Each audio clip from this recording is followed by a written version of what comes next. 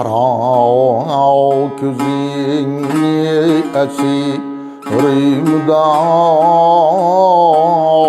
surmay naz ay nazaninay.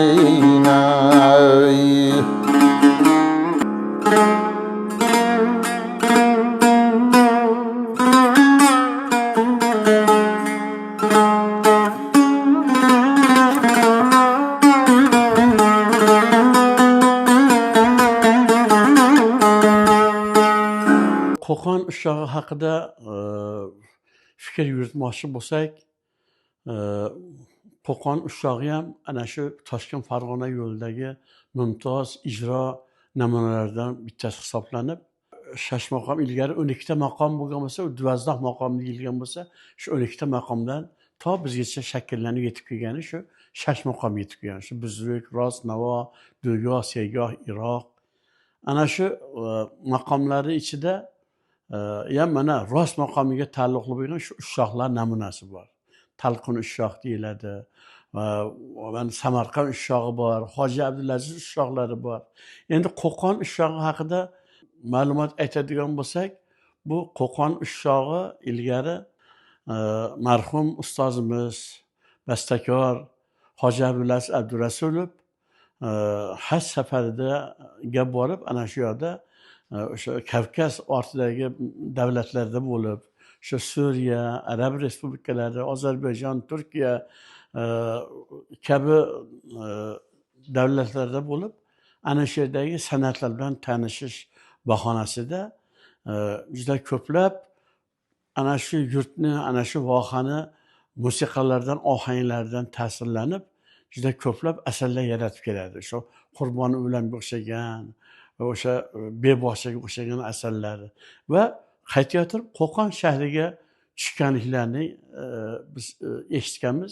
Qo'qonda mehmon bo'la turib o'sha yerdagi bastakorlar bilan, san'atkorlar, hofizlar bilan, sozandalar bilan, o'sha mug'anniy, mutriblar bilan birga bo'lib, shu yerda mana shu Qo'qon ushlog'ini hofizlar ijrosida tinglab eshitib qoladi va shunga biz katta baho berib, bu mana shu vohani juda bir go'zal yaratilgan asarlaridan biri deb baholaydilar va kelinglar, bu mana shu joyni ushshoqdek bir namunasi bo'lib yaralibdi.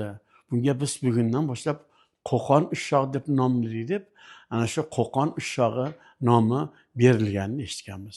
Bu Qo'qon ushshog'ini ilgari biz mana maqomda 40 yilga yaqin marhum ustozim, O'zbekiston xalq hofizi Ismoiljon akam Vahob bilan hamnafaslikda shu yerda faoliyat ko'rsatgan bo'lsak, Yunus Rajabiy mana shu Qo'qon ushlog'ini umumiy maqom jamoasi ansambliga o'rgatganlarida bu hozir ijro etiladigan so'z emas, boshqa kontaminatsiya bo'lib, ya'ni Navoiy hazratlarining g'azallari bilan aytiladigan namunada ijro qilganmiz. Fig'onki yor vafo ahliga sitam qiladur, niyozu az gunohiga muttaham qiladur degan g'azal bilan aytilgan. Ya'ni agar hikoya qiladigan bo'lsak, fig'onki yori jafo ahliga sitam qiladur,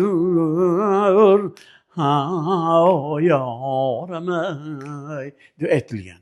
Va shu mana shu g'azal bilan, Navoiyning g'azal bilan O'zbekiston radiosi radio fondiga zabt qilib yozilgan.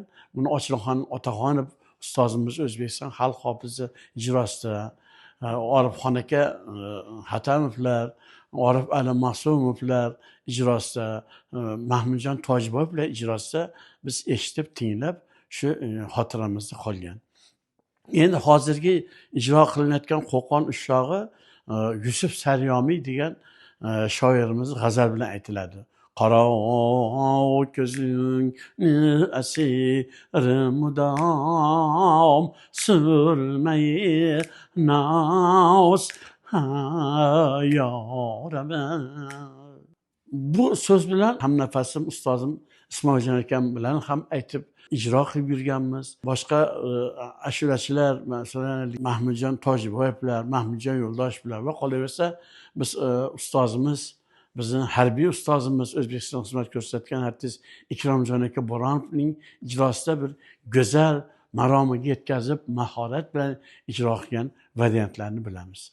Qo'yingki, mana shu Qo'qon ushlog'i hozirgacha mana xalqimiz tomonidan, muxlislar, shinavandalar tomonidan maroq bilan tinglanadi va go'zal bir haligi ohanglari bilan o'zini bir muvofiqda chiroyli bir nag'malari, nolalari bilan insonni qalbiga shodlik, shodmonlik, zavq-shavq bag'ishlaydigan xususiyatga ega bo'lgan ushshoq namunalardan biri desak mubolag'a bo'lmaydi.